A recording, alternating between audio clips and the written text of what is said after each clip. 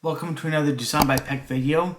In this video I want to show you how I hung a cabinet that we purchased from Home Depot. Fairly simple to do. Things to kind of watch out for are make sure you always install it to the studs. Make sure when you're doing dimensions, when you measure it from the back of the cabinet, things might be reversed from how you measure it on the wall. Also account for the lip on the front of the cabinet. So if it's flush against the wall when you install it, when you measure the distance from the edge of the cabinet to where the stud is supposed to be, you have to account for the thickness of that lip. And I try to show that in the video. So I hope you enjoy it. Let me know down below any comments you have on things I could do better, things I should do differently.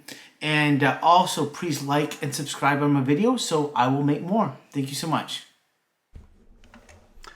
Hello, it's Designed by Peck, and in this video I'm going to show you how to hang a kitchen cabinet right here that we see. We needed additional cupboard space in our kitchen, and while we have a good sized house, we found that the accessible storage area in the kitchen isn't a lot. So we decided to remove a corkboard and install a cabinet that we bought from Home Depot. And this is going to help increase our pantry overflow area. So I started by creating a stand here that I used to place the cabinet on. It was really helpful. I know some people put a board and nail it to the wall. Since I only had about a 6.5-inch gap, I just made, with some spare wood, a stand. Had it three-dimensional so that it can fully sit down on the stand.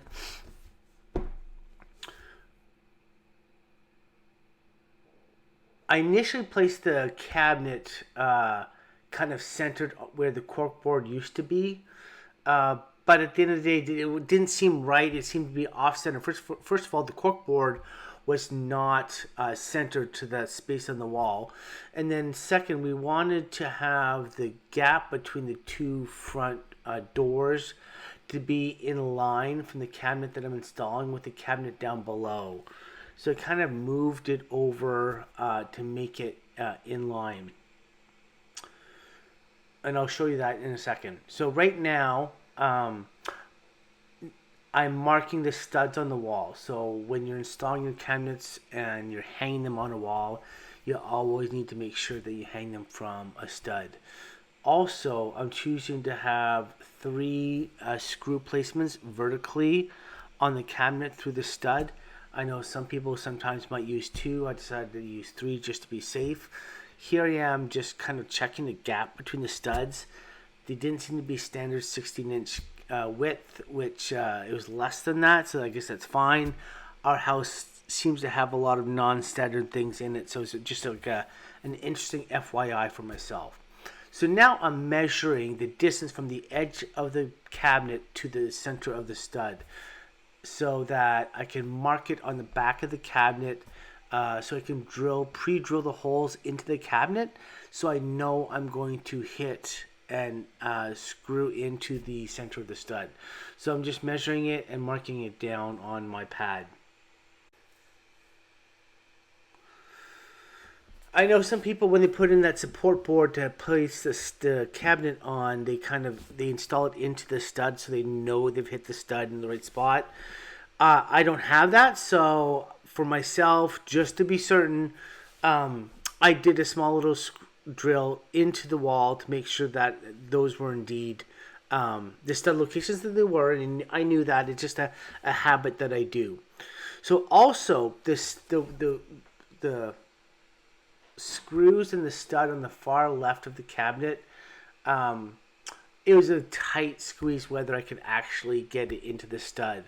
So what I did is, I already knew I could pick up 2 other studs to the right of the cabinet, so I just screwed in the most position I could into the cabinet and get the best I could of getting drilling into the stud. So now that with my dimensions, I'm measuring the edge of the cabinet to the center of the stud for the other 2 studs. So I am measuring it. Make sure you are measuring from the correct side of the cabinet because it's going to be kind of reversed when you put it back up on the wall. So make sure that you are measuring from the right edge of the cabinet. So right now I'm doing the second stud, as you can see. So now, just for aesthetics, I wanted to make sure that the 3 screws that are like the horizontal lines between the screws into the studs were all level, just for aesthetics. So here I am using my level to make sure that when I pre-drill into the back of the cabinets, they're all the same height.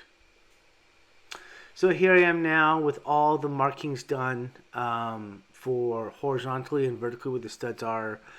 I'm drilling all the holes, pre-drilling all the holes, so that when I put the cabinet up against the wall, I know exactly where to put the drill bit, or put the screw to drill it into the wall.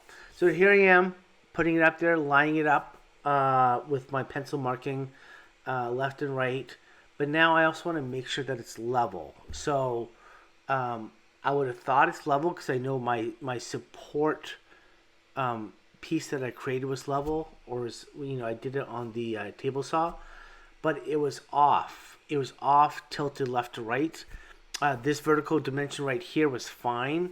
So I was a little confused, and then I realized actually after talking to my fiance that the countertop itself was just not level. So even though my fixture was perfectly level, when you're sitting it on a non-level surface, it's going to be off. So as you saw, I just put in a shim, about a 3/16 inch shim, and that perfectly leveled the cabinet to the dimensions we need. So your level in whenever you're installing a cabinet is your lifesaver. You have to do it, use it, and know how to use it well.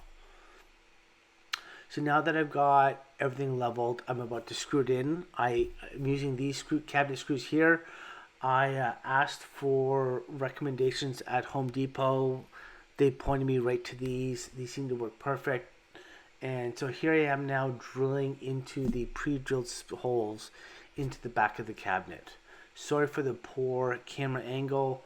When I'm filming and doing and DIYing all myself, it's kind of hard to get the perfect angle. But I do move the camera in a second, so hopefully you get a better angle in a second.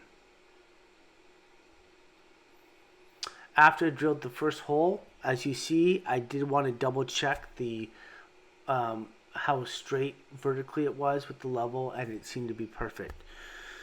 So now I did the bottom screw of the kind of the middle stud, and now that it's kind of secured it, I took out the fixture that was supporting the cabinet down below, and now I'm just going ahead and drilling the rest of the holes, and there's going to be a total of 9 support screws that I'm drilling into the cabinet.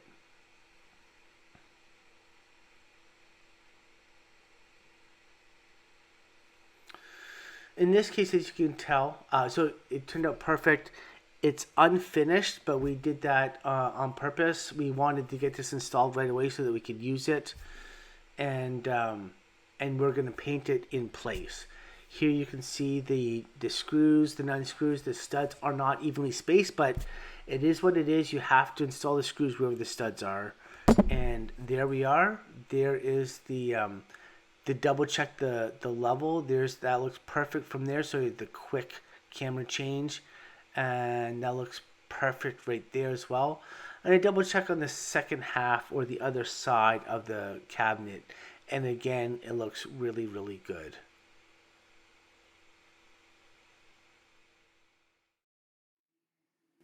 Thank you for watching the video. I hope you enjoyed it.